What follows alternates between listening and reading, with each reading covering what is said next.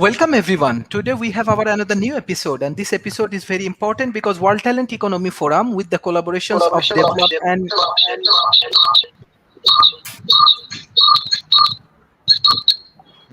uh, hello. Hello. Yes, I'm really sorry. There is some noise, so no problem.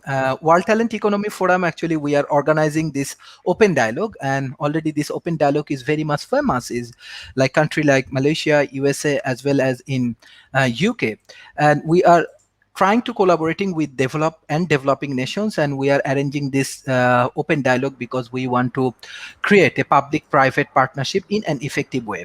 So we have our honorable speakers. We have Professor Mamun from United International University. We have Professor Mamun Habib from IUB, Independent University, Bangladesh. We have Indian Chamber of Commerce President, Global Chamber of Commerce President, Mr. Shankar.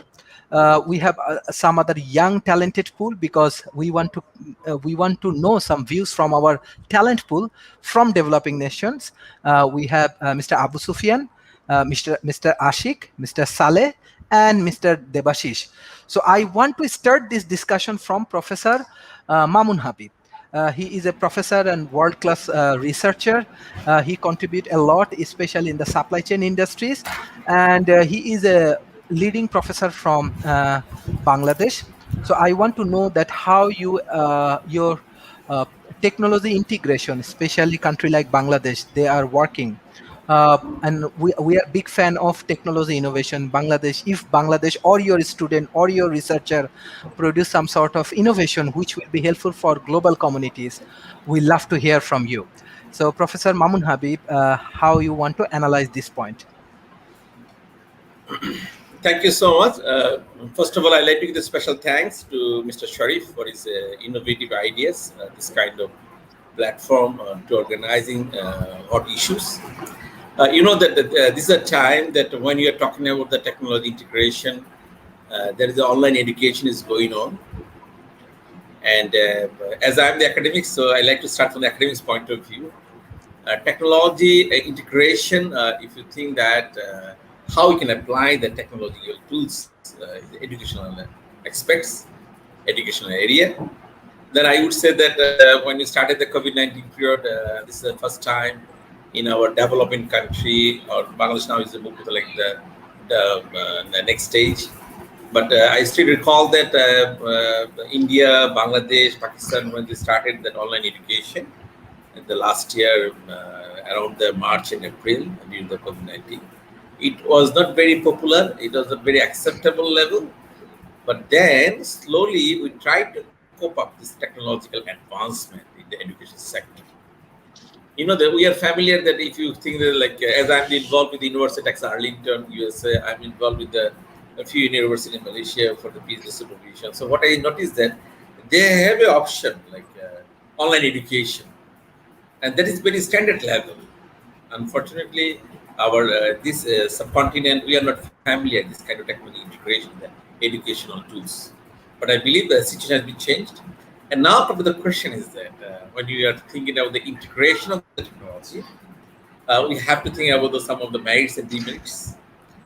Definitely, it's not the. If you ask me that is it the replacement of the like face-to-face education? No, face-to-face education and online education could be the parallel, or maybe you can go to the blended education system with the apply of the technology.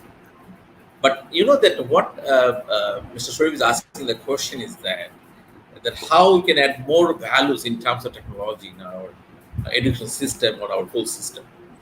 You know, nowadays we are talking about this issue. If we last year March and April, if you ask anybody that online education through the Zoom, Google Meet, or whatever the web is, and now if you ask the same question to the same people, those are involved in the education sector, like this, all stakeholders, how about your evaluation, like this kind of Zoom, this kind of the Google Meet option, then we would say that drastically change level of acceptance. Level of acceptance. We are accepting. Not only that, if you think that this technological integration due to the pandemic, you know, if you ask you what is the opportunity of the pandemic, I would say this is the one opportunity opportunity, how we can adopt the technology in this kind of the disruption times. You know that it's a disruption. We never predicted this kind of disruption, but technology is the only one thing that will add the values there. If you go back to the online shopping, we never familiar with the online shopping. I still recall that if you think the 2000, 2004, 2005, that time, the Thailand, they are doing the competition in the Malaysia, Singapore. There's the three countries. There's lots of competition. But due to the technological advancement, the country has been development has been changed. Singapore is a little bit ahead than Malaysia, something like that. So now in our country, online shopping, any kind of electronic shopping is very popular. So look very carefully. I discussed the two issues. I believe that other speaker they can start with this one. That one we discuss the educational perspectives from academics point of view, technological integration. Another is that our regular shopping. So we are thinking now the online shopping. Now what I said that it is the time to think how we can apply IoT, Internet of Things, how we could apply the artificial intelligence, how we can cope up with this kind of culture, how we can think that what I said, the acceptance level. Sometimes our mindset could not acceptable that why we have to use this one. So this is the reason is that that's why I am using this term is that we have to think how we can accept this kind of module concept like the technological integration in the all aspects. I believe I'll come back again then when we discuss again, but I believe that this is a time now our speaker they can also think they can share their opinion how we can work on the technology integration. Thank you, Professor. Now I directly want to go to the industry. We have our industry expert, Mr. Shankar. I want to share one of our views with our speakers and with our audience because we are working with one of the largest Asia Pacific public-private partnerships. We are arranging open dialogue, and we are bringing largest corporation from around the world, especially for the resilient Malaysia, because this kind of concept may help us to understand the full discussions, because in this ecosystem, developing this climate resilient ecosystem in Malaysia, it will be around $60 billion projects for next 5 years. And we are developing more than 2,700 projects and climate resilient projects. So what we are focusing on scale up the industries. We are developing more startup. We are developing public companies, IHLs, and definitely our major objective, low carbon pathway to achieve emission target, NAP to build resilience, and GREES agenda. So this kind of improvement or initiative we are taking right now. So when discussing about technology integrations for this kind of open dialogue as well as industrial initiative, we need a lot of technology who can contribute for this kind of public-private partnership. So Mr. Shankar, I want to hear from you. What is because you are running one of the largest chamber of commerce in India, and how we can collaborate with this kind of initiative, like government initiative, and what's going on inside Indian industry. Thank you very much, and good to meet you all. What I understand is the PPP is basically a financial thing, much as against what people think as public-private partnership. It is very important to put the financials on the right place and integrate the rest of it. And when you hold that, I also want to say that integration of technology at the basic level means putting systems. You know, we understand technology is robotics, technology is all kinds of fantastic technologies that's there. But when you put systems into a concept, a destination, or anything, it starts working like a machinery. So form has to act on disintegrated, disconnected things and put a form to it. So what comes out is profitability and productivity. So a technology's basic fundamental is it'll reduce the wastage, it'll increase the effectiveness and the productivity, resulting in profitability. In this case, the GDP of a destination or a country. So this is where we try to bring in a technology that can augment the possibilities in a way that we can, first of all, if you look at SMEs, do what is called um, giving up, what do you call that word for it? You replace import and make it local, so that you can make products locally. Import substitution, we do that. And if that is possible, then what the next step would be to get the international tier ones and tier twos, which are the basic integrator of technologies for the OEMs. So if we can actually collaborate and get this export readiness done from the local point of view, then you become part of the global supply chains. And there are many parameters to that to bring it, like the logistics, the price points, the timelines, and many, many such aspects. If that is all in place, you're actually exporting. But that's when an international company understands that it is much better for us to ship there where the suppliers are there. It makes things easier. So this system of doing it is what I call as systems integration, technology, bringing technologies together to make it a hub. In fact, in India, there are going to be 100 technology hubs to integrate technologies and produce high quality products. That's where we are looking at. When it's Malaysia, we're going to study, for example, I'm making a paper, and that paper is meant for smart cities. When you say smart cities, it has got 10 different parameters. We bring all that and identify which are the universities, industry sectors, governmental setups, like an embassy line, whatever it is.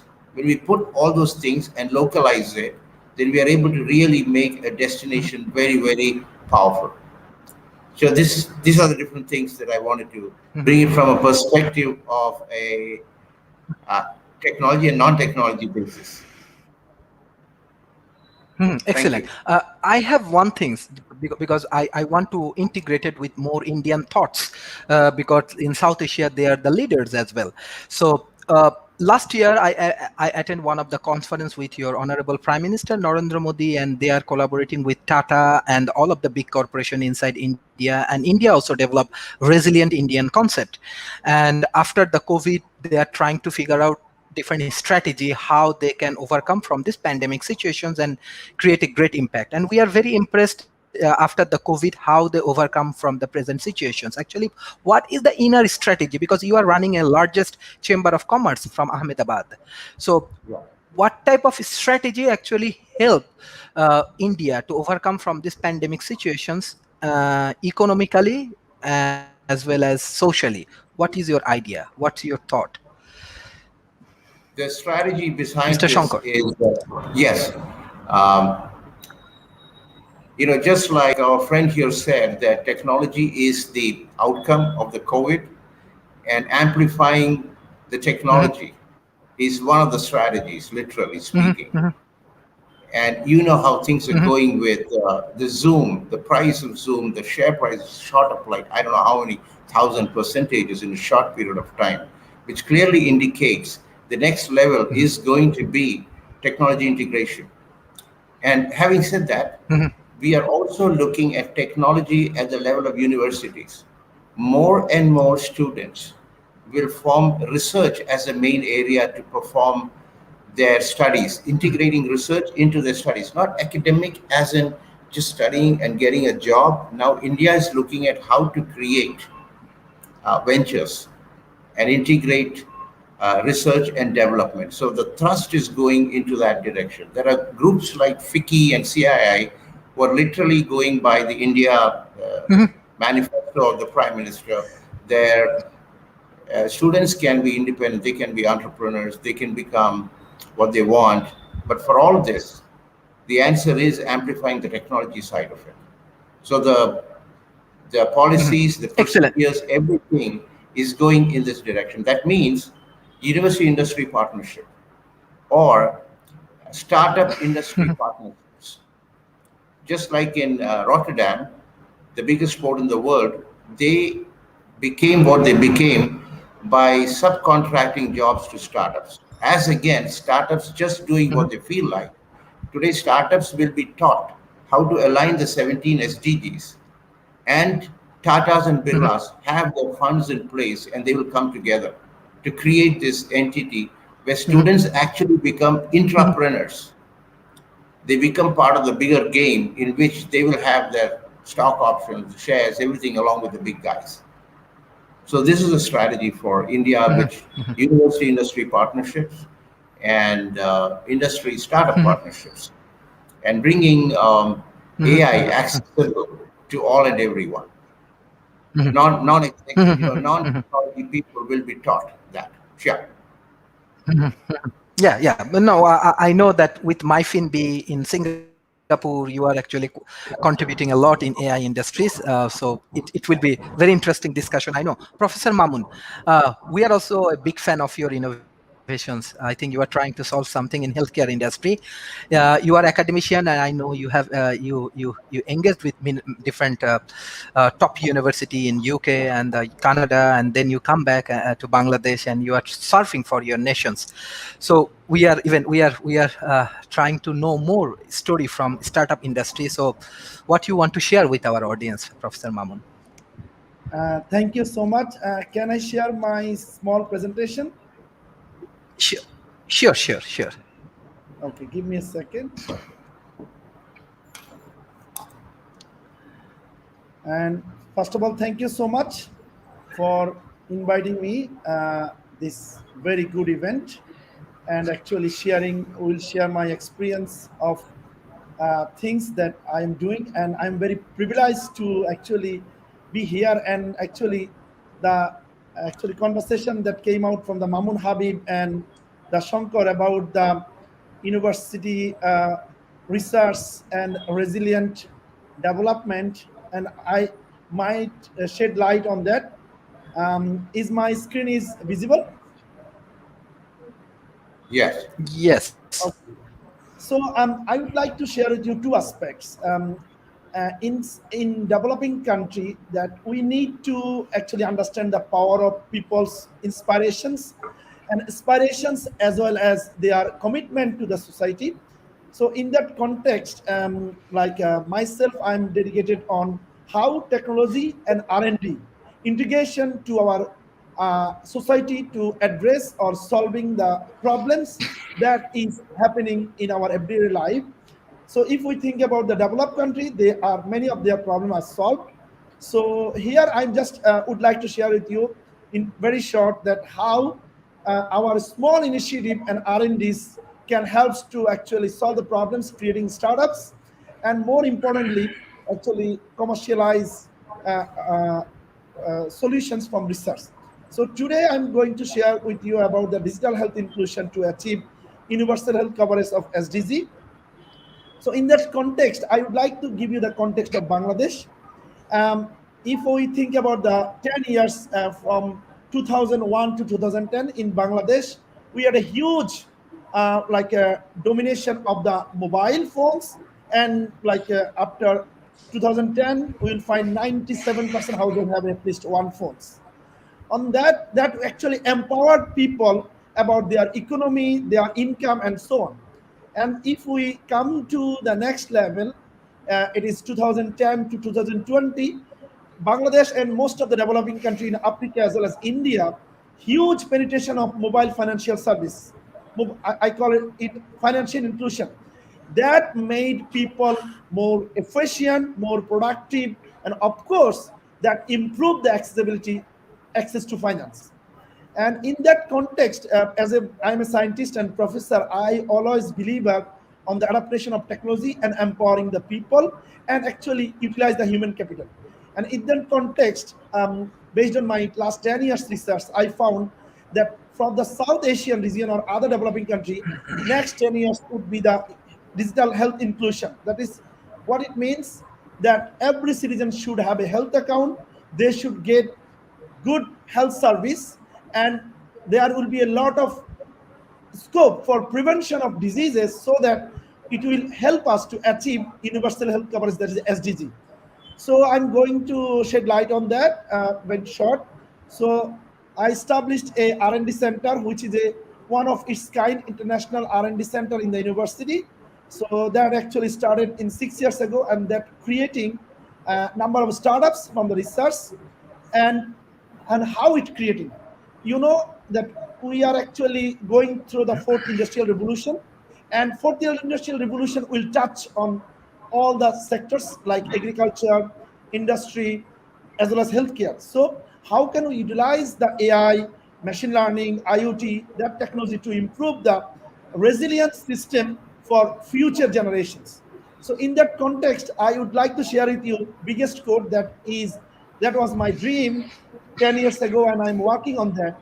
And Devi Shetty is very famous, and he said that software will make smarter diagnosis than doctors in next 5 years, and it will become legally mandatory for doctor to take second opinion from software before starting treatment. You need the right data, that's all.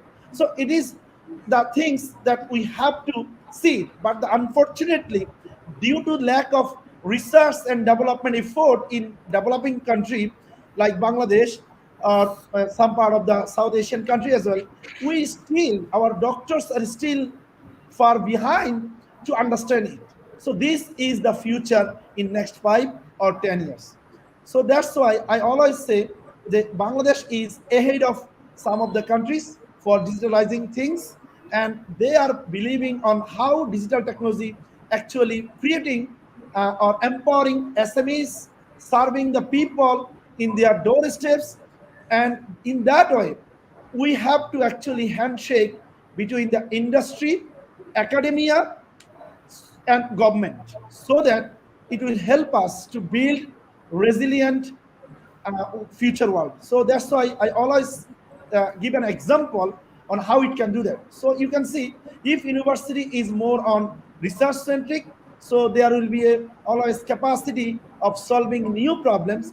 And in that context, think about it. COVID-19 came out, and developing countries are struggling to survive. On the other hand, developed country, they have the infrastructure, and they actually building technology to actually fight against COVID-19. So in that way, in industry and academia, with the infrastructure and capacity, they can actually build resilient future nation, and it will create a like a very innovative future generation as well. So in that context, I just quickly going through some of my work here. So I am actively working on healthcare. So in South Asian country and Bangladesh, the healthcare is very fragmented and scattered. So and also more attention is in the mostly secondary and tertiary care. There is a less attention on preventive, primary, and public health. So, and in that context, we always think that our physicians as the main things, our money is the main things, but we forgot in developing countries that people is the main thing. If we put all the solution center of the people, then we can develop a sustainable solutions. So in that, health is not different than this. So that's why I am working on healthcare, and this is the scenario of healthcare. I don't know, some part of the India also same thing, but this is the scenario of healthcare in a hospitals, because our hospitals is fully loaded with patients. We are not preventing diseases, we are curing diseases. So we have only few years to achieve the SDG. So you have to act as soon as possible. So I would like to share with you that it could be an inspiration for many of our faculty members and many future innovators that you can do research, you can try to solve a problems, and that solution can lead to a product, startups, and that will serve the your people and beyond, and that will create an impact in the society. And one such solution is this is a my initiative. I did research on 2015, and after that I made a patent and published, and now we commercialize this service. And how we doing it is like, last first I would like to share with you that how we actually identified the problems. We found that stroke, heart attack, diabetes is the one of the biggest problem in Bangladesh, and that is 67%, and premature death and lower the productivity. and we don't have the data for referring health record. So, and we don't have a protection scheme. Like in US, you have a health insurance, but in Bangladesh or in India, we don't have that health protection schemes. And interesting fact is every year we are getting huge amount of patient in the hospitals. So if it is a business, that is great that every year we are increasing number of patients. But if you think about the public health, it must be reduced every year, but it's not happening. So we need to prevent it. So that's why we are building digital health ecosystems.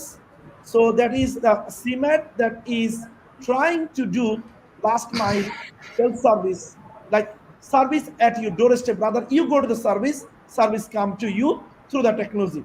So I'm just very briefly showing you how it works. And we actually developed, innovated a IoT-based medical devices and AI-based clinical decision support systems, which actually helps health workers to go to the doorsteps, provide the regular periodic preventive healthcare service, primary healthcare service, and identify the health risk and connect to the resources.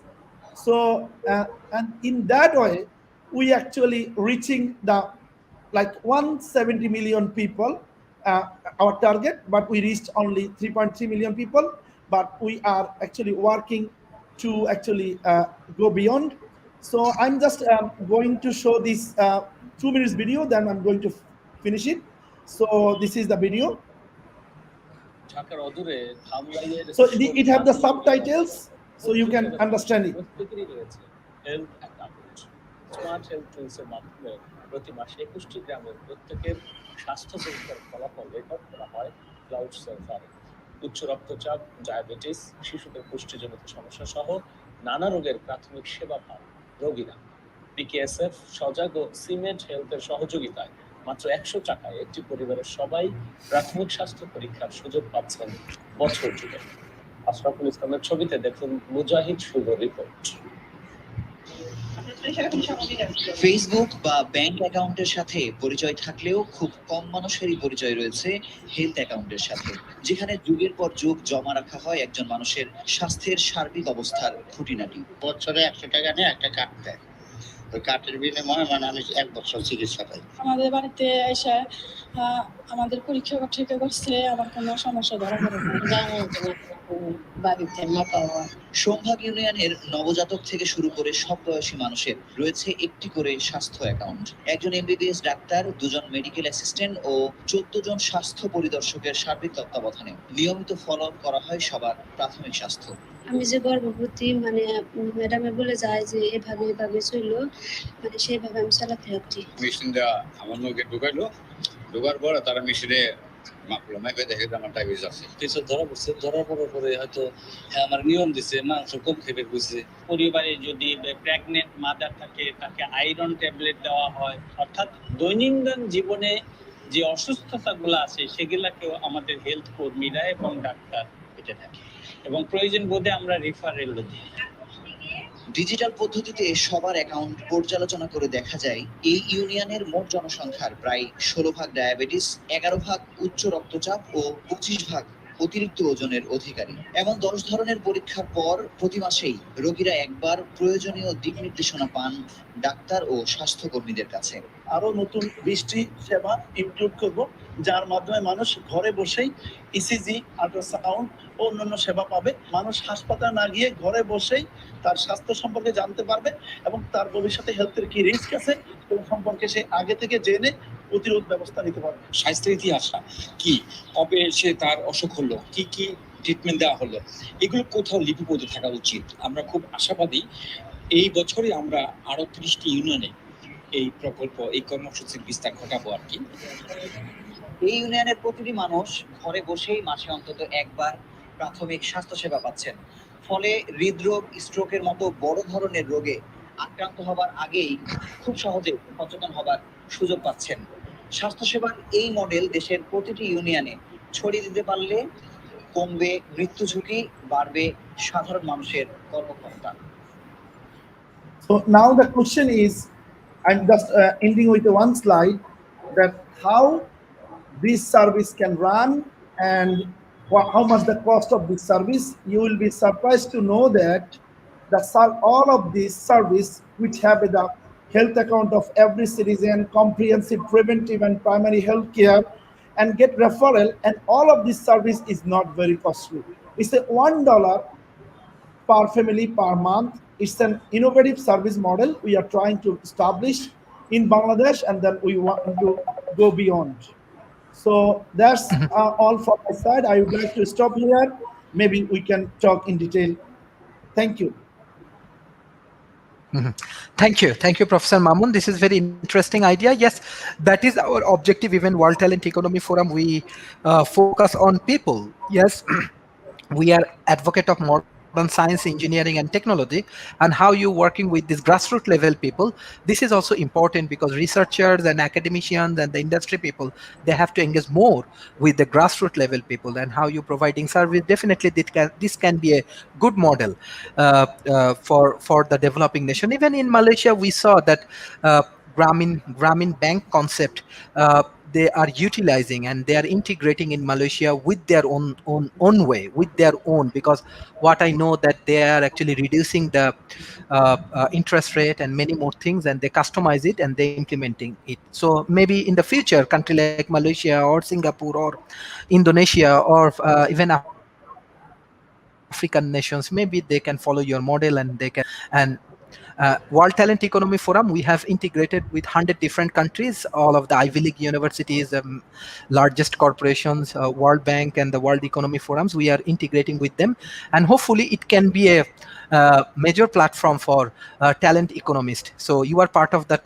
talent economy. So definitely we want to welcome all of you in our forum, which will be very effective. Besides that, now we have some talent people, especially the young talented, those who contributing economy through their professions, through their research and activities. We have Mr. Abu Sufyan. He is also a scholar from Malaysia, but he is from Bangladesh, but he live in Malaysia. So Mr. Abu Sufyan, uh, how we can integrate technology uh, uh, with this modern world. I know that you are a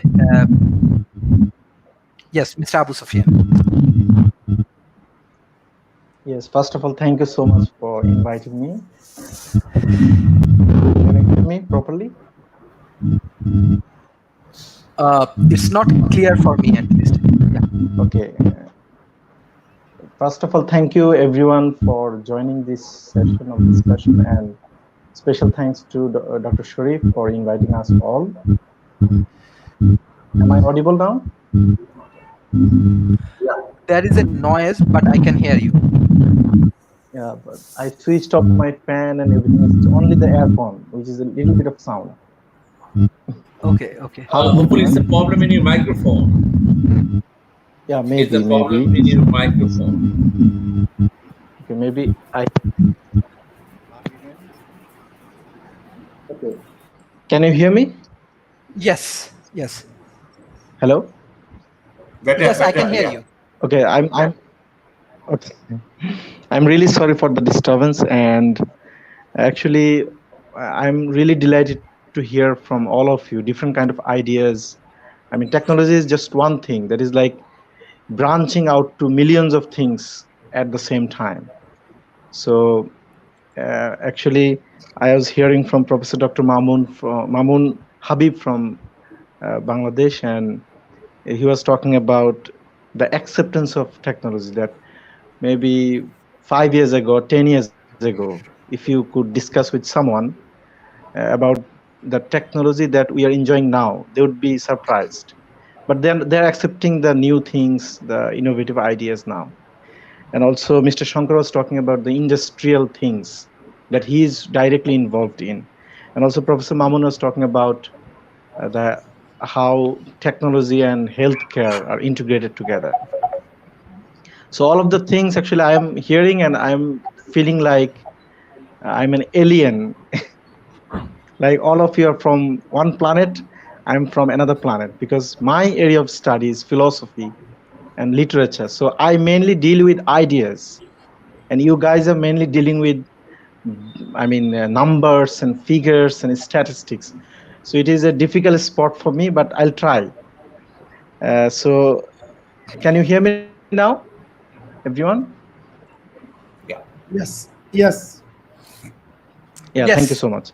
So I'd like to start with, since I'm a student of literature, Dr. Sharif was introducing me as a scholar, but I'm not a scholar. I'm just uh, trying to learn, and maybe if I get a platform, I'd like to share my ideas. And he's very humble to say that. However, so if you want to, let's say, read some poetry of T.S. Eliot, or you want to read a novel of, sorry, drama of Shakespeare, or novel of Jane Austen, or any other novel or poetry, what will you do? I'm asking all of you. Will you go to library and buy a book, or will you search in Google first? That what is the price? Can you download the PDF? Google Is it the first. poetry available for free? You can write. That means, so literature, we guys, we, those who belong to Department of English Language and Literature, those who study Immanuel Kant or Socrates and Plato, are not actually confined within the library or printed books anymore. So the cyberspace and technology that you are talking about, all the statistics, business, and healthcare, actually you have to make a new room for us, like people from literature and philosophy. And if you talk about the industry, then I can talk about movies, because movies are directly related to literature. And if you look at this industry, you will see that Netflix and then Disney Hotstar and many other iFlix, many other streaming services have millions of subscribers around the world, and billions of dollars they're spending on it. So actually, technology is forcing, the internet revolution is forcing all kinds of uh, businesses and all kinds of ideas, including literature and philosophy. So let's say, for example, not only that, technology is shaping literature and philosophy and movie scripts are also shaping technology. So it's like two-way traffic. For example, with all the technological development in the space and in science, they inspired many films, including Inception, which is, I think they spent $160 million, the budget of the film. And then Interstellar, 165 million. And India sent a space mission to Mars. And then there was a trolling online that the Mars movie, that I forget the name of the movie, I think Martian, the Martian. The Martian movie has more budget than the entire space mission, entire Mars mission of India. And that is a surprising information. So technological development and science, uh, all these things are shaping literature, shaping movies, shaping movie scripts, shaping novels. So actually, we are all connected in a network that we cannot get out of it. So I'm just talking about the bright side of technology and how technology is shaping philosophy and literature.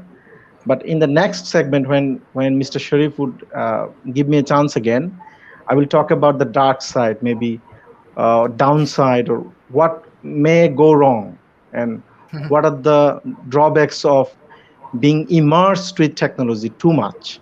So maybe in the next segment I'll talk about it. But for now, I want to end with this statement that this is a world of technology. We cannot get rid of it. Better we prepare ourselves, the industry people and people from healthcare, people from literature, people from AI. I mean, all kinds of people. We should integrate our work, our ideas more with technology, because this is like you cannot escape from it. So thank you so much, and thank you for listening to me. And I apologize for Thank you. the problem with the mic. Thank you. No problem, no problem. We know that technology married with humanity, married with liberal arts, married with science and everywhere. And definitely we are big fan of technology, but we believe that hybrid process will be the upcoming things, like involvement with online and offline will be the better solution. Even developing nations, I know that we have many internet related problem and many challenges, but we will overcome from that. Mr. Ashik, you are from a corporations in Bangladesh. So what's your experience you want to share with our audience, especially when we're discussing about technology integration? Mr. Thank you, Ashik. Mr. Sharif. Hello. Hello. Can you hear me? Yes. Hello. Okay. Uh, Yes. I'm I'm Ashikur Rahim, and I work in a corporate. Basically, I am working in audit, so I work with the very remote people. Okay, so I divide the whole technology into two parts only. One is online, other one is offline. So let's take the example. It's a practical experience, not the literature thing here. So offline is, if you go to the Annapurna base camp, you will find a geyser, and there's a technology. You will get a hot water over there. And online Mhm. technology, if I if I want to give you an example, is like from the social network movie, a country who doesn't have roads but they have Facebook. So online technology is going with the internet, and it is robustly getting involving and communicating with the people.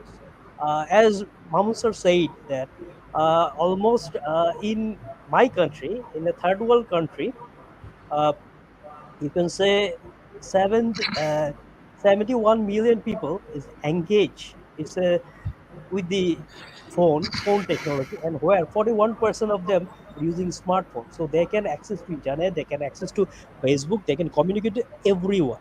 So this is a really different Mhm. world we are having, and technology is taking its shape as Abu Sufyan Mahmoud said that literature people is using technology rather than going the old technology which was printed book.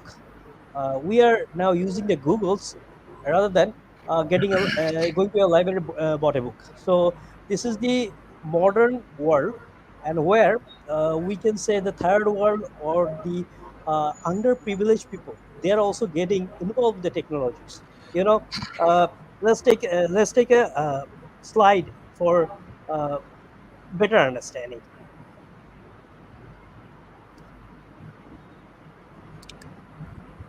This is the Mhm. slide I was talking about, the environmental thing, which is in the row, and the layered things, which is in the vertically presented here.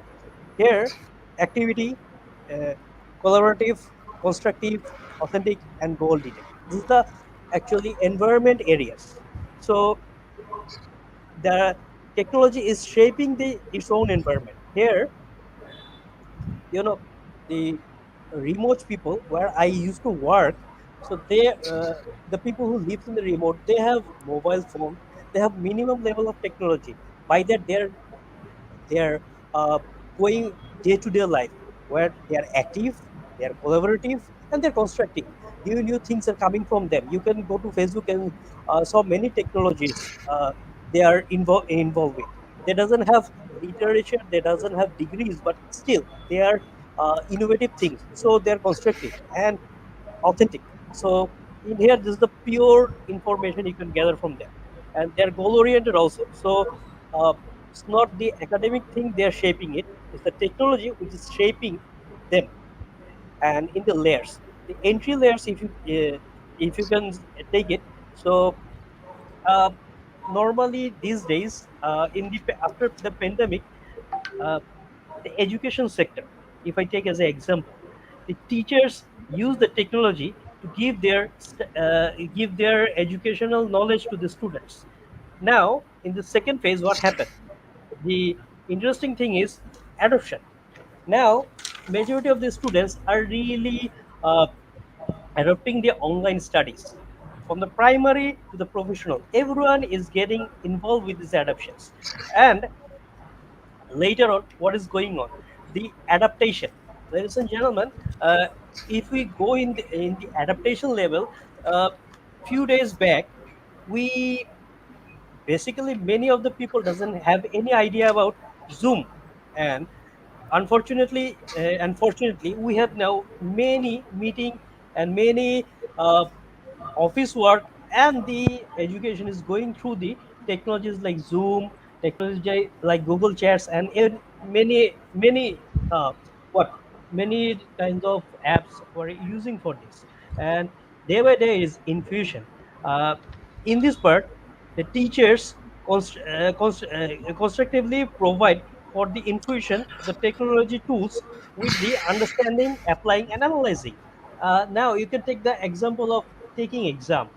Now these days in Bangladesh, students are giving assignments, and it is infusing with all the other technologies, and day by day it will transform in the last part.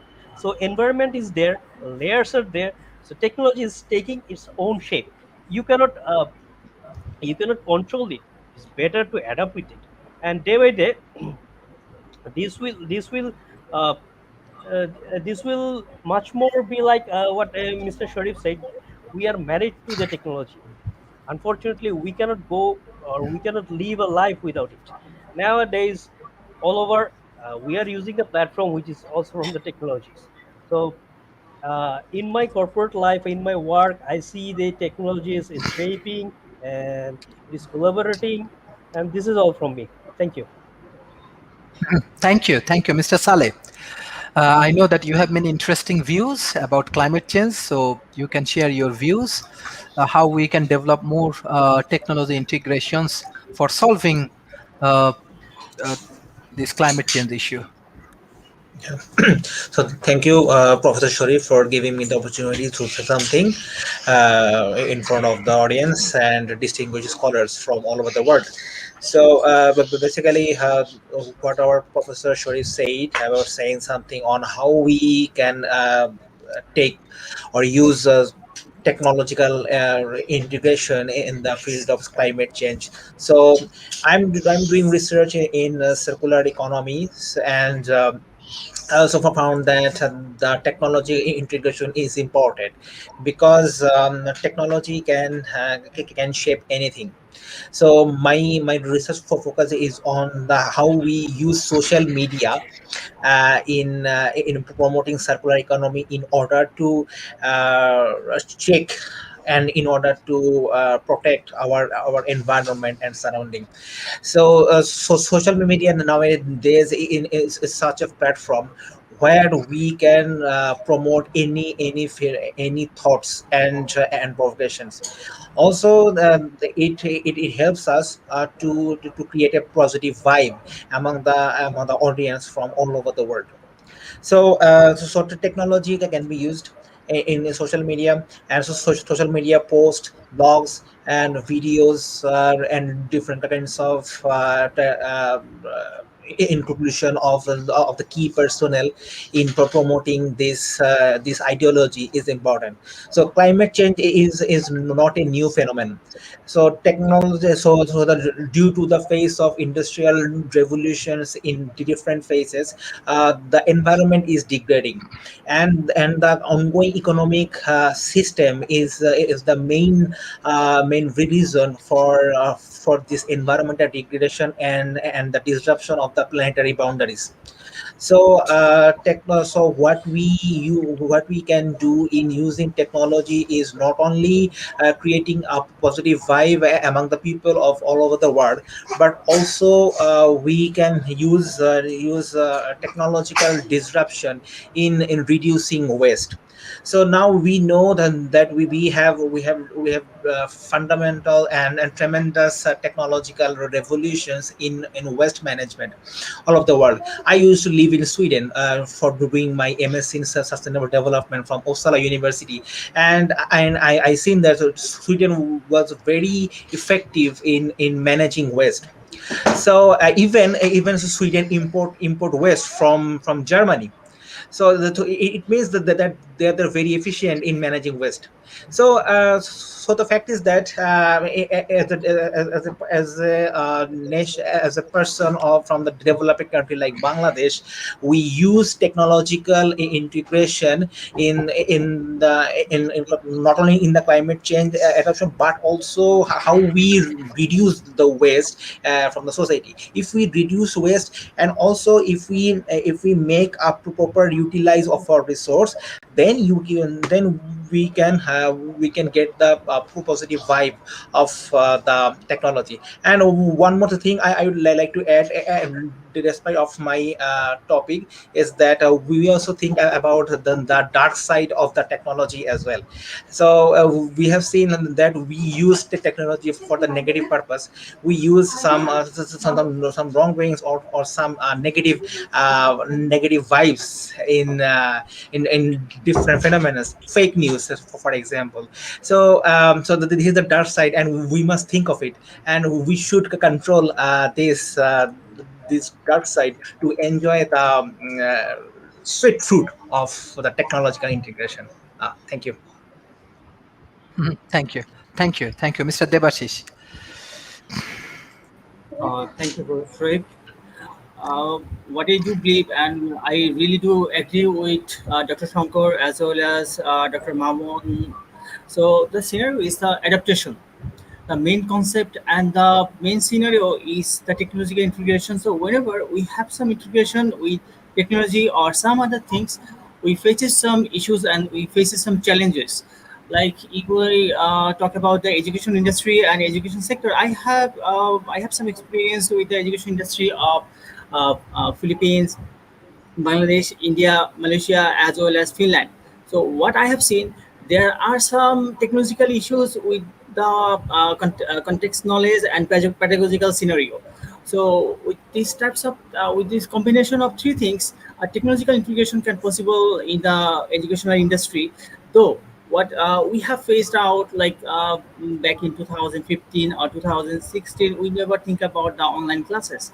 We never think about anything can happen in online, maybe the exams and assessments and every single thing.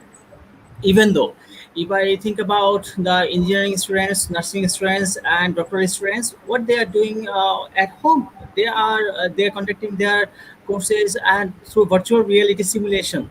So there are some universities and there are some industries who are providing these types of services like virtual reality simulation. So students nowadays don't need to go to the university and go attend the lab. They just stay at home and they just use new machines so that they can do their lab practices, and they can do and integrate all of those issues and all of those examples and scenarios. So this is now in our hand, so what was not before then. So in order to learning and in order to integrate the technology, we face some issues like why we need to do that and how we are going to do that and what's the perfect time to do that. I think so this is not a thing which can be harmful or which can be like so much expensive. So it is a tool actually. So this tool can be used in many sector, in many purposes, through many systems. So we can say it's a systematic model based integration. So there are some research what happened, and they find out some systematic model based integration, and there we easily found out like a sustainable development. So in order to do a sustainable development, we need a progress with that technological integration, and that need to be a systematic. That need to follow a systematic model. And there are some researchers from Oxford and Harvard who find out like technology acceptance model. So how we are going to accept the technology and what are the benefits and what are the pros and cons on those particular domain. So I have found out questions over here like Professor Hayes is asking something. So what I do believe in this particular arena, we are facing some phishing issues as well as online pop-up and malware. So what is happening? So whenever we are adapting the technology and there is an integration, there are some people who wants to take advantage of these issues because this thing is new. So as this is a new system, so new adaptation, and there are lack of trainings and people don't have that much knowledge regarding the services and what they are doing and what they are using right now. So with the help of this lack of issues, they are putting some virus, and maybe you are using your computer, maybe you're browsing something, and you suddenly saw like something pop up to your browser, and whenever you're clicking on that, you might be downloading a virus. They might get your sensitive informations like password and browsing histories and your banking informations and others. So this is some bad things of the technological integration. So because of that reason, we need a proper training, as well as the adaptation needs proper implementation as well, with a proper training model and proper acceptance model. So thank you very much. Mhm. Thank you, thank you, thank you. Yes, from our audience, there is a very good question, especially from Professor Hayes. What are the some of the security concerns with technology integrations? World Talent Economy Forum, with the help of Guterman family, it's one of the largest investment corporation from Switzerland.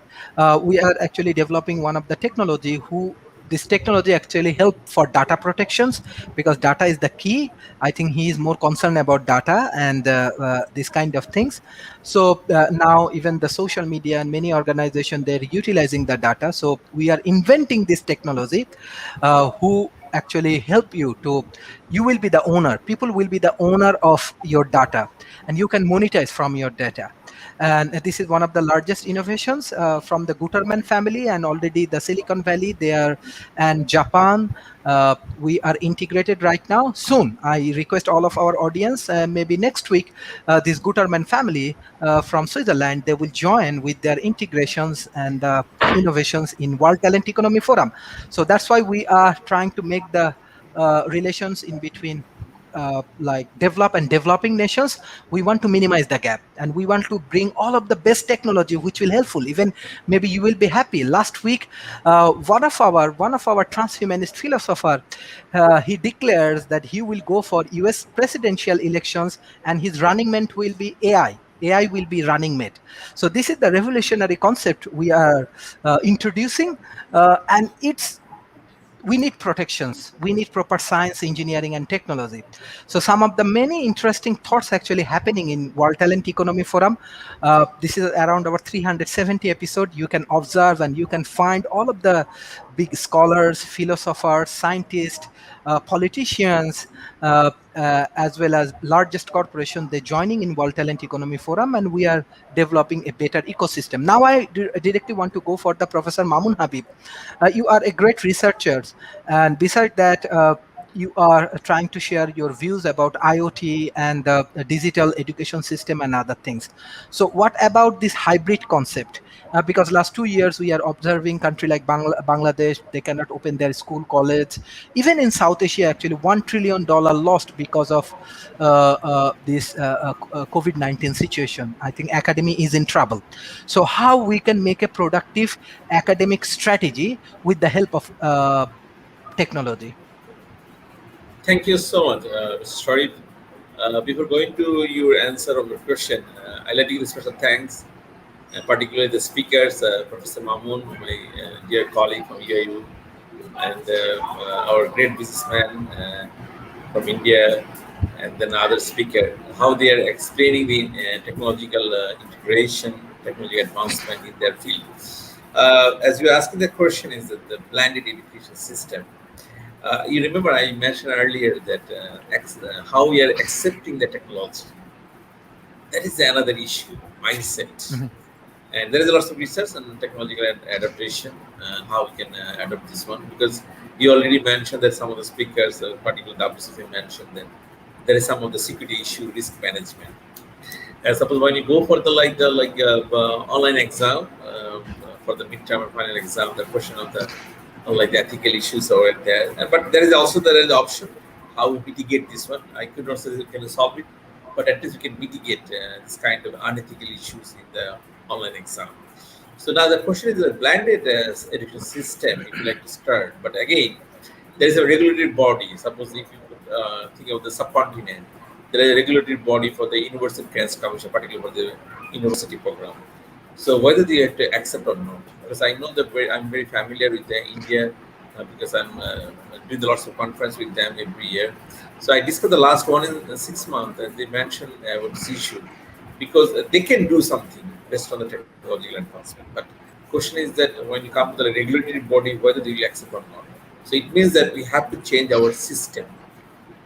We have to change our government regulatory system. Even in our country, Bangladesh, initially public university, they were little bit reluctant to start this kind of online education, technology advancement.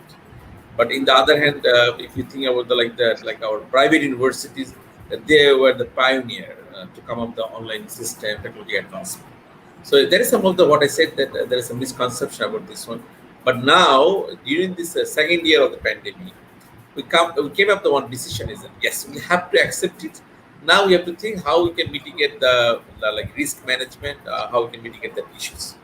I like to I like to share the another few things as I discussed at first speaker. So now after that I have some other queries and other some of the comments. Nowadays we are thinking about these issues: technological driven trade, international trade, technological driven. We are thinking about the technology-driven business. We are thinking of the technology-driven healthcare system. I think Professor Manoli discussed about this issue. So, this kind of technological integration add more values to our society. Whatever we do from academic point of view, our ultimate contribution to the society. Whatever we do, the research or anything business, our target, how we can add the values to society. So I believe technological advancement or technological driven anything would add some values. I think Abu Sufyan asking the one question is a very important, I would say the very hot issue that suppose nowadays we like to start anything, on the Google. So this is our first step. Suppose I know the Mr. Sharif today. So what is how we can get the more information about the world economic forum? We have to go to the Google. So what I said that this is a starting point. Now come to the point is that if you think about our online research, if you think about the PhD supervision, once a time, like the 20 years before, we always mentioned that how we can start the PhD program. And we said that you have to go to the library. If you go to Harvard University or Oxford University, you can see that they have a provision for the PhD scholars to stay in the university library 24 hours. So the whole night you can stay there. But what I said, the 20 years before, we said that you have to go to the library, you have to store the knowledge, you have to collect the information, journal, conference person, book, chapter. But now we said that it's okay, it's the own media, you can do that. But we have the online option, we have the online databases, we have the online conferences, we have the book, open access book chapters. We are not familiar with the open access 15 years before. When the Intech they started their journey in the open access, that was not very familiar. In terms of the research, the Web of Science in the journal or Scopus in the journal, they are not accepting the open access initially, like the 15 years before. Now, even the Web of Science or the Scopus, they also accept the open access. So what I said, the technological changing mindset. So this is the way what you can do that. Another one thing I like to focus, supply chain disruption. As I'm basically my focusing area, my specialization on supply chain management. That's why I like to add something from there. If you look very carefully, our supply chain from the supply to the customer, from the raw materials to finished product. So during the COVID-19 time, this whole supply chain collapsed to equal supply chain disruption. Now come to the question, how we can reback, how we can going back to the earlier stage, or we can rebuilding the supply chain. We would say that supply chain be the technology-driven, industry-focused supply chain. I again use the term technology-driven, industry-focused supply chain, so that we can mitigate this kind of supply chain disruption in the future. Because we have to think, if you look at the Walmart, if you look at the Tesco, how they're changing their system. When the COVID-19 started, they stopped their direct connectivity with the customers. They started the online shopping system and everything. And I still recall that last year, the Walmart, they recruited lots of human resource just for the home delivery service. We can immerse in this kind of technological changement, this kind of technology advancement towards the customer. So that is the ultimate target. So now come to the question is how we can manage this integrated supply chain. Only one option we have at this stage, technological advancement. So we can apply the software, we can use the ERP system, MRP system, any kind of technology integration. But our ultimate target, the flow of information for the supply to the customer, and how we can integrate this information. Is the only option is the supply chain disruption, to manage the supply chain disruption by the technological advancement. You know that now Japan, they're working for the industrial revolution 5.0. Still our subcontinent, we are working the industrial revolution 4.0. So when you talk about the like IR 4.0, then one of the main component is the technology. So how we can apply this technological advancement in the industry based on the supply chain. So I believe that this is the one kind of hot issue and burning issue, that we have to cope up this technological advancement. And though this is a special time, the COVID-19 period, pandemic time, we are getting the lots of advancement and acceptance in that technology driven. There is a lots of risk. There are lots of security issues, but this is a time that now our computer science engineering students or researchers, scholars, they have to come up with how we can mitigate this kind of the risk in this technological driven and our business, our education system, everywhere. Okay. Thank you. Yes, yes. Thank you for your nice discussion, especially for the supply chain. You are correct. This is very, very important thing. Even the COVID-19 situation, many country actually facing lot of challenge. But when we work with World Economic Forum, actually, Professor Wolfgang, he is also suggesting the developing nations to utilizing robotics, AI, blockchain technologies, and many more interesting innovation for the supply chains. I think in Asia Pacific, Vietnam is a good example. They are also integrating a lot of modern technology in their innovative ecosystem, especially for their supply chain. And by this way, they are actually open up their market and they are getting a lot of global opportunity. Professor Mamun, I'm really impressed with your innovation. I'm really impressed with your work, how you're contributing for your nations. One thing I have in mind, like when you integrated this kind of visionary project, I love to learn, especially I think our audience want to learn that what type of challenges you are facing, how you overcome from these challenges. Even I know that I live abroad. Many people actually, those who like going back to Bangladesh, they face a lot of challenges. I know you are in Southampton University, you are in Canada, then you go back and you are contributing for Bangladesh. So what is the challenge? How you overcome from these challenges as well? Okay, thank you. So without challenge, you will not get joy of happiness. So in that context, whatever you do in life, every work have a challenge. So I always say one thing: if you want to actually innovate something with a limited resource like Bangladesh, so you must have three things. One is you should be passionate, and you should have a patience to do something, and you need to do hard work, because things in Bangladesh are not move that you expecting to move. If you push in 100-mile speed, maybe you can get off 1 mile speed return. So you know that in physics, if you push, if the ball is not moved, you didn't do no work, right? But you need to push in a like if you want to go 100-mile speed, you have to push it maybe 1,000 times speed. So that's another things. And the last thing is there is a ample of problems in Bangladesh. Just you need to see it in a different angle, rather focusing on actually trying to solve a problem and publish a paper. As a academician in Bangladesh, we academician always think that we need a publication to get promoted, right? You need to get rid of it. You have to do things for solving the problems, and publication will be a byproduct. You don't focus on the publications, you will break all the glass walls, and you will develop a product or solutions or service that will serve your people, and from there publication will come byproduct. So being a professor and scientist, I have a definition of a professor to that is myself. That comes to the commitment. That's the three things I said: the commitment, patience, and hard work.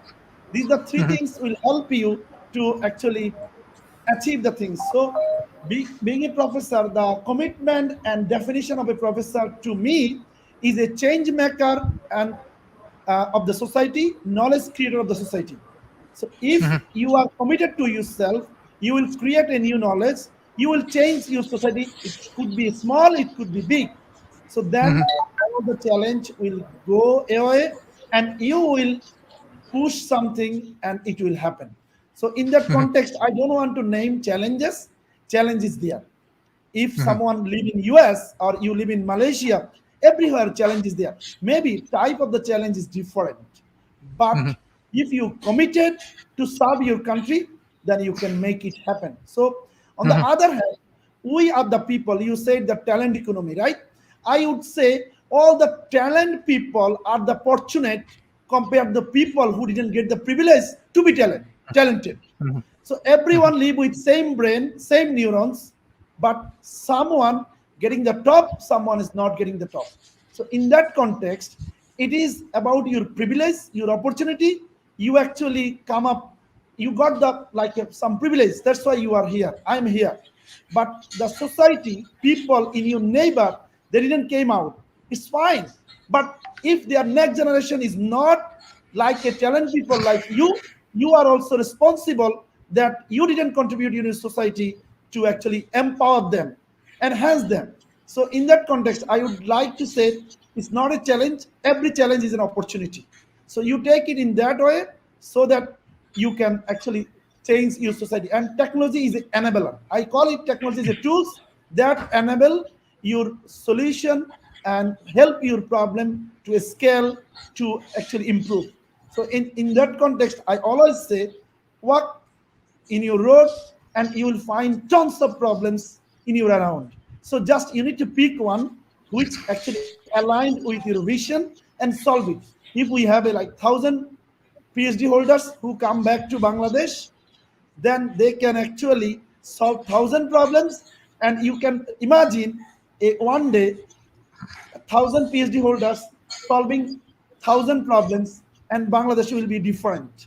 And similar for other developing countries. And India is an example. Their people actually came back from like US, Silicon Valley. They are solving the problems, right? So in that way, I have a dream in 10 years to achieve 100 million people to create their health account and helping them to have a healthier, prosperous lives and helping next generation of 100 students who will be a future scientist or future leader or future professors who can contribute and actually inspire 1,000 PhD holders to come back to Bangladesh and actually solving 1,000 problems. So I see the challenge in that way rather actually naming and numbering the challenges. Thank you. Thank you, Professor Mamun, for your inspirational explanation about the challenge and everything. And hopefully, you will be successful. And if you need any kind of support from World Talent Economy Forum, we have a excellent board of advisors, scientific committee. We have many largest corporations and the academies and the government. They are actually supporting our initiative in any points. We can support any of your projects and initiative. We are open for that because we want to minimize the gap. I know that we have talented. That's why we specially introduced this session for developing nations. So talent is everywhere. We need to connect the right kind of talents. Uh, Mr. Shankar, you are from industry, you are from India, and beside that, India also heavily invest in like academy research and this kind of things, and they are producing very good solution. Especially, we are working with IIT Kanpur. They are also innovating many excellent projects, and IIT Kanpur president, Mr. Dr. Nikhil Agarwal, also our board of advisor. So how actually we can follow or implement this kind of model for the developing nation, not only Bangladesh or India, maybe we can think about other countries, other developing nations. So how we can do that and how we can get more benefit and how we can motivate industry to invest lot in research, lot in academy. Mr. Shankar, unmute please. Um, Absolutely agree with, and so much enriching to hear everyone speak. And I couldn't agree more because, integrating technology, if you really look at it, integrating technology is for creating that ecosystem. We always thought that we were thinking something new and trying to invent something new. And as the ages went by, they were inventors. But the inventors themselves got inventive because of a local ecosystem. It could be somebody from Harvard. It could be somebody from an advanced nation. But the best part of technology is it is making it available for everyone. And the more we integrate technology, the more our ecosystem develops. So all and everything is a function of an ecosystem developed. So it's really the best thing happening. Even if you think there are security issues, there are many issues, all of that is probably a subset of the greatest change that is taking place on the planet, the integration of technologies. And having said that, India is on the forefront. India is in the forefront of India is the hub of IT.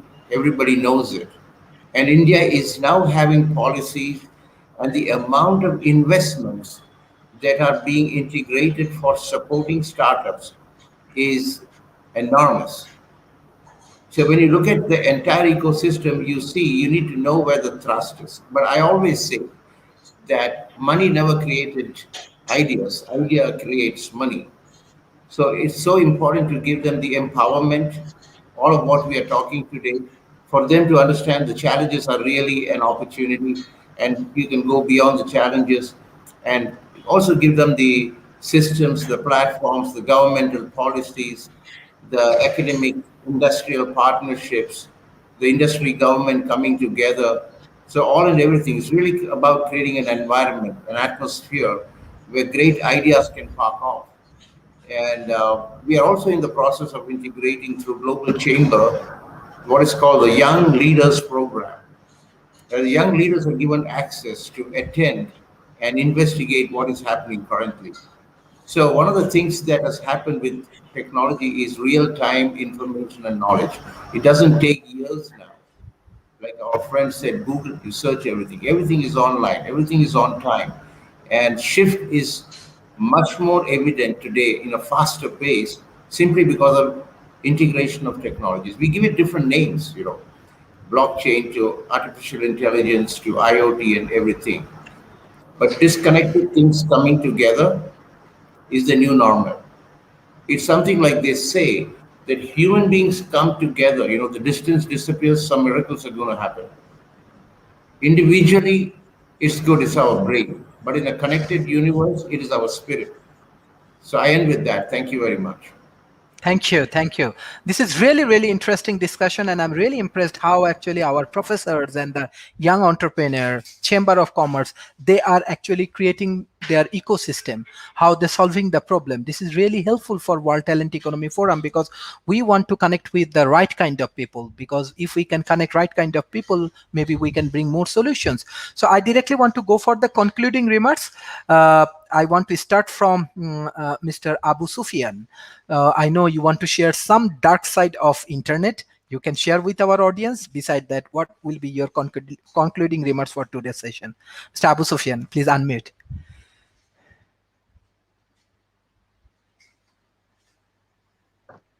Yeah, thank you. Am I audible now? Yes. Can you hear me? Okay, thank you so much. Yes. So actually, I'll try to be as brief as possible, but the issue is really, I mean, big one. Like, if you want to talk about the dark side of technology. So I'm really concerned about books and literature and philosophy and ideas.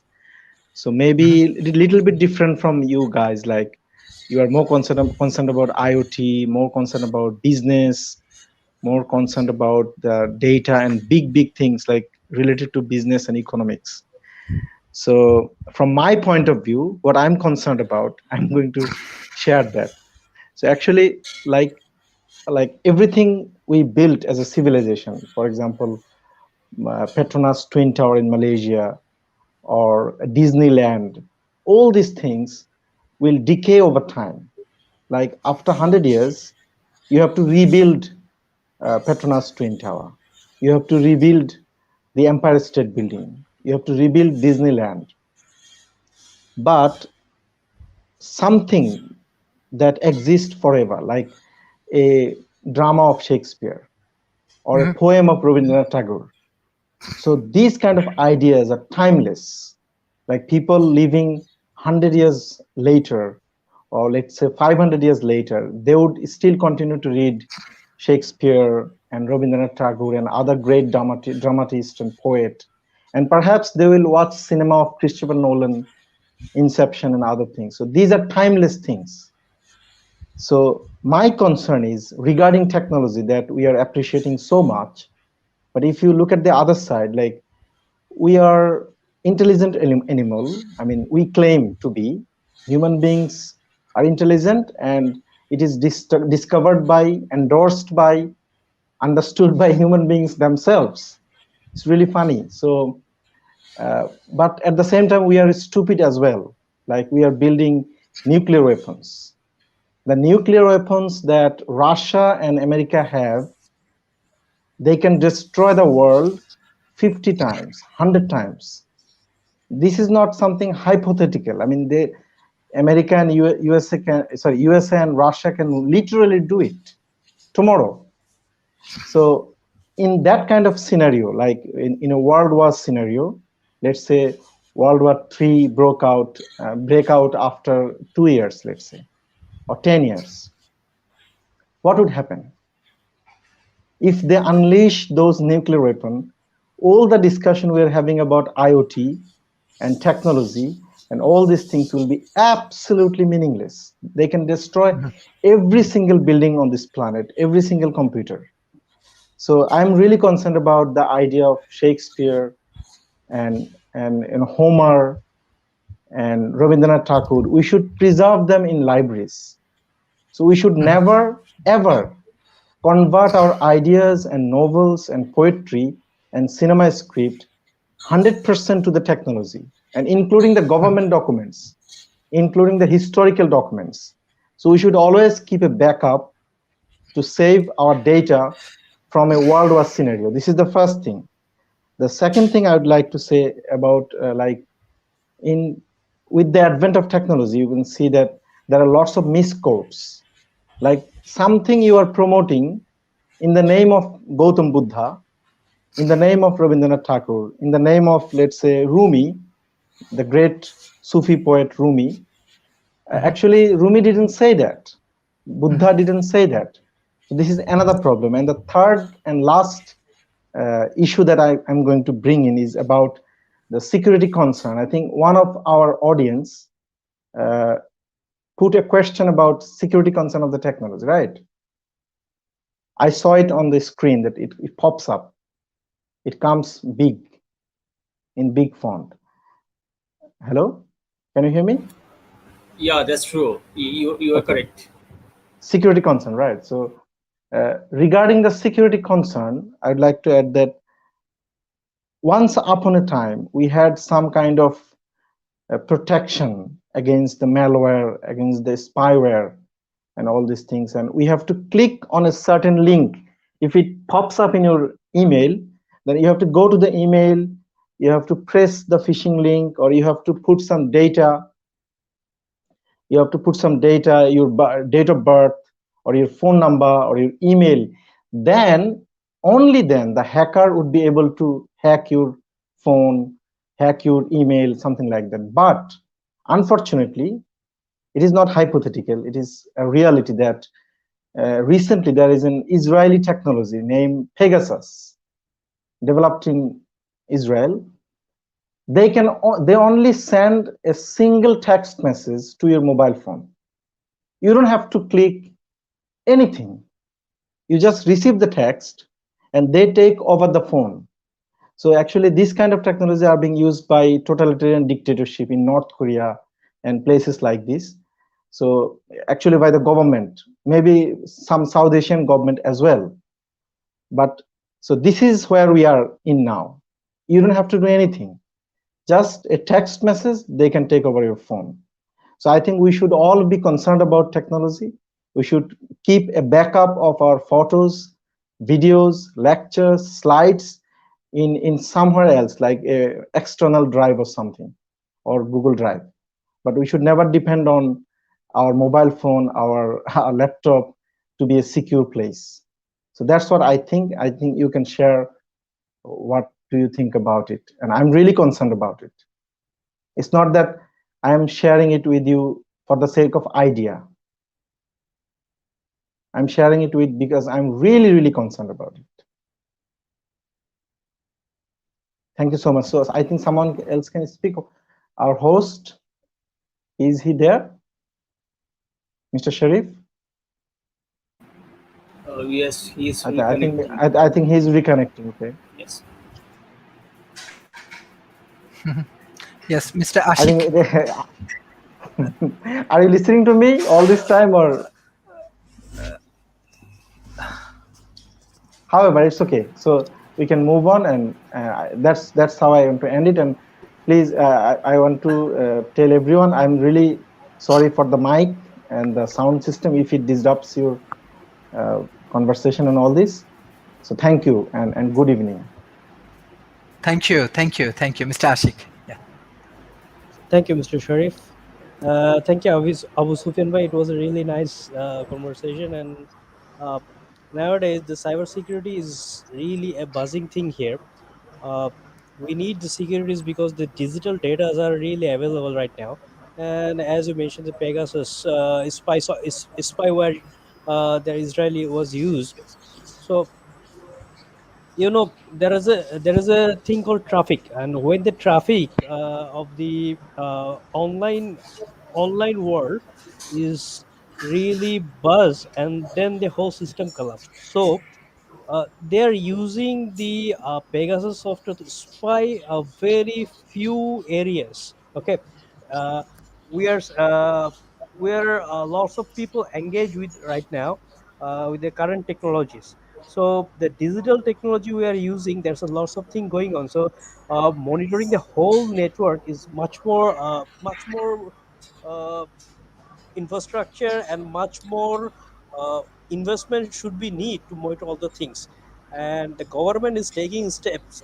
If you go to the NSI, NCSI, National Security Intelligence Index, you can see over there the uh, there are there are 6 layers to uh, uh, to identify that which country is much more secure on the point of data, and that country can take the measurement, the actions they need to take.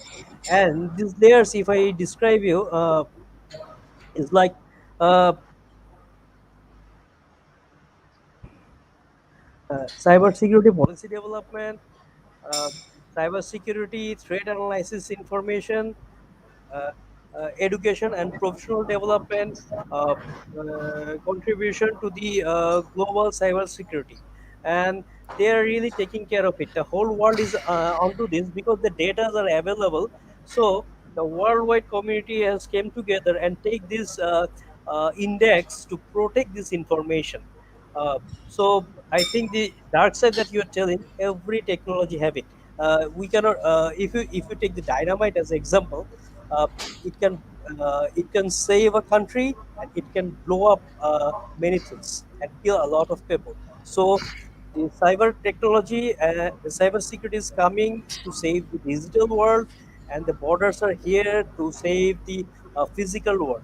So there will be always a dark side, there will always a good side, but the technology, it will shape like its own way, and the adaptation is coming.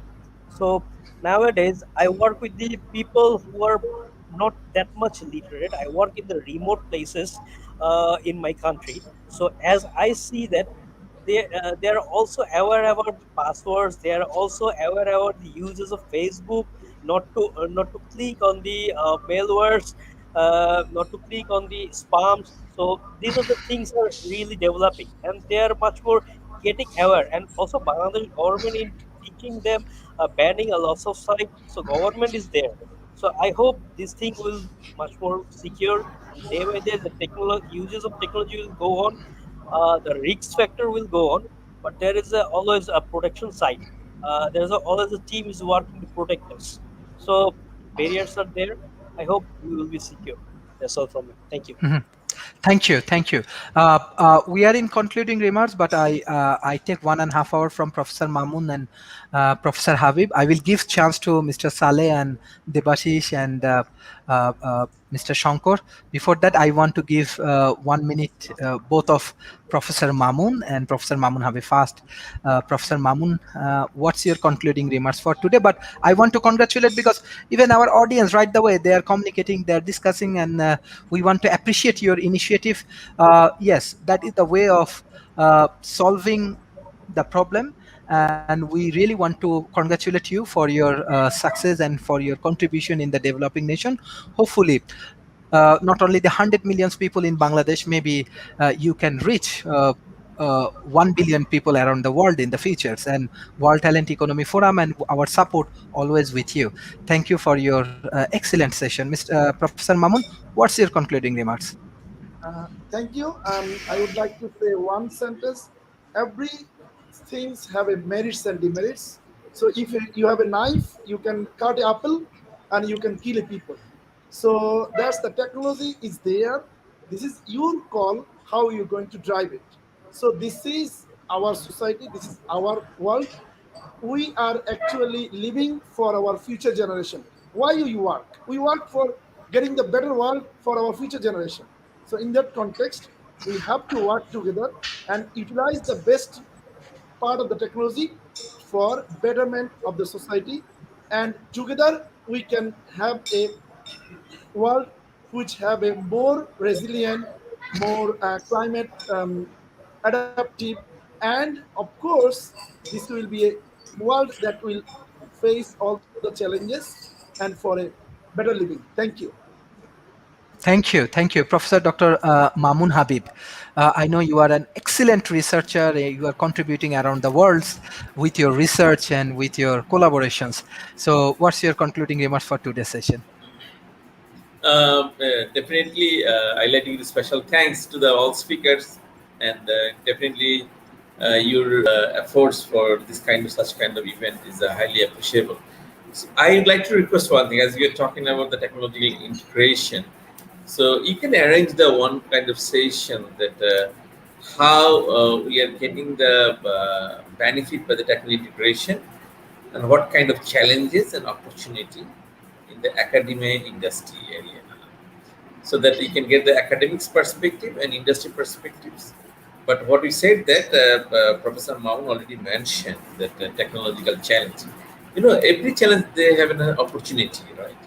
So we have to think this how we can add it in a positive way, how we can add values to the society. But again, definitely lots of research there. I think Abu Sufyan already mentioned about the challenge in terms of the like the risk. Definitely, we have to work on that. But again, let us work on that technology integration and the impact upon the society for the academia and industry. Okay. Thank you so much. Thank you, Mr. Shankar. What's your concluding remarks today? I just want to say that such a privilege to learn from diverse experts, and including things like the literature and arts, which is we think is the opposite side of technology. But technology integration means integrating the relationship between each one's ideas and thoughts and bringing about something much bigger than what we envisaged. And just pause for a moment and just know that each one of us from different countries are interacting, and we're bringing our thoughts to each other. Not possible without technology. And I'm all for it. Like Spinoza said, no matter how thin you slice anything, it'll always have two sides to it. So this will go on. It's just a matter of what we are focusing and what we can bring about. And as a concluding remark, my idea is that we should definitely reduce the expenses of countries which are putting so much money in defense, and bring about changes like in health and for human values. And this forum, WTEF, can actually bring that in a way that it is one big planet that the best of best minds can come together, and all possible through technology, and learning from each other on an individual basis, and learning from each other from a country level basis. How we can exchange those models and localize and integrate and put things in order. There's a great opportunity. When I stand in front of all this, I think I'm standing in front of something big. But each time, I'm also surprised by the understanding that the forum brings in. That the next day when I get up, I see, oh, that's what, I don't know what the night goes on, like a subconscious working. But it's a great idea that we are all together in it, and no more do I feel alone that I was thinking like 10 years back. Today there is a forum. Today we are integrated. And this coming together is the greatest gift through technology. We can integrate all that and invent and innovate and contribute. That's the opportunity, and that's my concluding remark. Thank you very much. Thank you. Thank you. Actually, we also believe even we request the developed nations, the politicians, the political organizations, and do not invest your money for war or your military. Invest more on education, invest more on research, invest on healthcare systems. This is the way of improvement. And I believe many important political organizations, even US senators, and they actually give us the commitment. Yes, now this is the time. This is the new world, and we have to rebuild the new world. And in that situations, we have to invest more on education, healthcare, sustainability, climate change, and we need to work as together. Not only the developed nation. Developing nation has lot of strength. They have many corporations, many organizations, many successful story. We will have to team up with them, and we have to work together. So thank you, Mr. Shankar, for your support for World Talent Economy Forums. Always you support to us, even any kind of challenges and crisis come, right away I call, hello, Mr. Shankar, what can we do? So this is the way of our relationship. We actually working as a team, and hopefully we can move forward. So we have more talented people. Mr. Saleh, what's your concluding remarks today? Okay, thank you. So my today's topic was on discussing on climate change. So before joining this program, I watched a video of World Economic Forum that nowadays many countries, including Scandinavian countries, they invest a lot in renewable energies, and purchasing and selling of the electric car has been increasing day by day in Scandinavian countries. So actually, those are actually a changing phenomena that we are observing nowadays. So the climate change is a real thing, and the technological integration that we have discussed so far here in today's session. One thing I would like to add, that we have to adapt technology as much as we can. Yes, so there are some barriers, there are some negative externalities we must consider on it, and also we know that in Bangladesh we have some security concern, we have some regulatory bodies, and government is there. The government is formulating lots of lots of law and regulations to curb the limitations and the drawbacks of the technology. So yes, if we misuse the technology, then definitely it's a problem. And the environmental degradation that we are now facing, just a negative outcome of using technologies in a bad way. So definitely we should use technologies in the good purpose, and also like our Professor Shankar said, that we should invest more on education and sustainability. So it is actually is a part of the education and so on. So actually, we are facing the challenge of the environmental degradation that I have said it earlier. So proper technological mentoring, including the renewable energy, including the proper waste management system, is the key. And lastly, I would like to add that instead of focusing on recycling, we should focus more on reusing and reducing, because we if we focus more on recycling, that is not the sustainable solution. Yesterday, I read a write up on LinkedIn that the writer mentioned that only one third of a plastic bottle can be recycled properly. So actually, the plastic bottle recycling is not the ultimate solution of the waste management. So instead of focusing on the plastic bottles, or the plastic other things, we have to move on to the more sustainable solution, that we can multiply our use, because as we all know, that plastic is really sad for the environment. It creates a really disruptions and degradation in the terms of oil, in the terms of water, and so on. So it cannot be degraded easily. It took more than 100 years to degrade properly. So we have to think ultimate solution.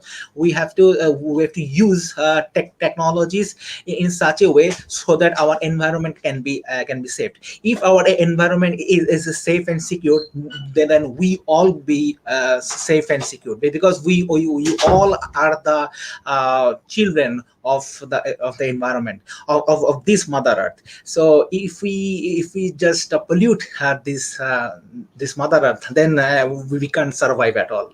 So thank you so much for giving me the opportunity to say something on climate change and how we use technological integration in this aspect. So thank you, Professor Mhm. Sharif. Thank you. Thank you. Mr. Debashish, what's your concluding remarks today? Thank you, Professor Sharif. It's a great pleasure to talk about this, and there are lots of things come up with the discussions and other things. I need to focus on a particular thing, that is cybersecurity and our personal data security. So it is being a concerning issue, and it has been talked by many countries, many policymakers, as well as some powerful presidents as well. And they have been taking initiatives, as well as the United Nations also taking initiative on this data privacy.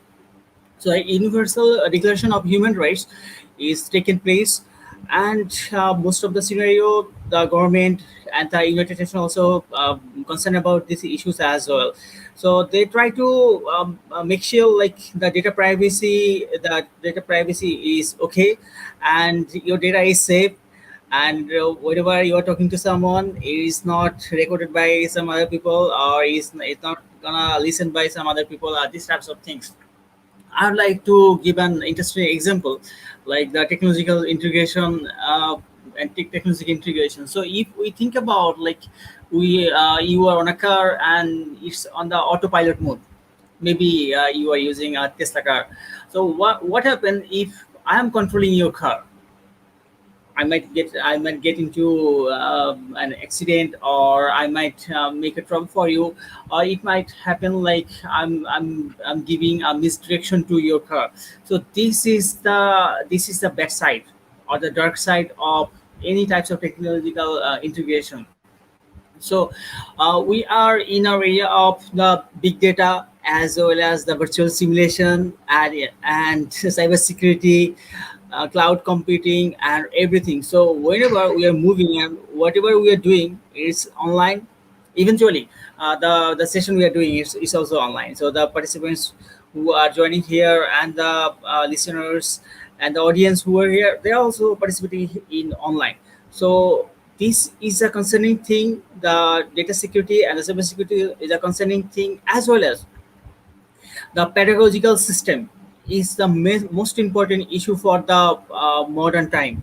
Because if the pedagogical system is developed and well established, and they can do a systematic integration, then the system loop or the phishing sites or any types of dark systems or dark web or anything, whatever the scenarios that cannot be get in top to the technological integration. So I do believe with the help of the pedagogical system, with the help of the system integration and the big data analysis and everything, with the help of AI and IoT, the what can be a better place with the technological integration. And this is a necessary steps, and these are necessary things everyone is following, every industry is following, not only any education industry, manufacturing industry, every single industry is going for the technological integration.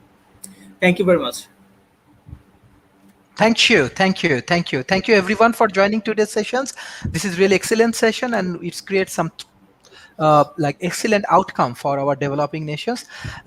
Thank you, Mr. Ashik, Mr. Saleh, Mr. Shankar, Mr. Abu Sufyan, and Mr. Debashish for joining today's sessions. I request all of our audience, please share our content as much as possible. Bye bye and take care. Thank you. Thank you. Thank you. Thank you. Bye for now.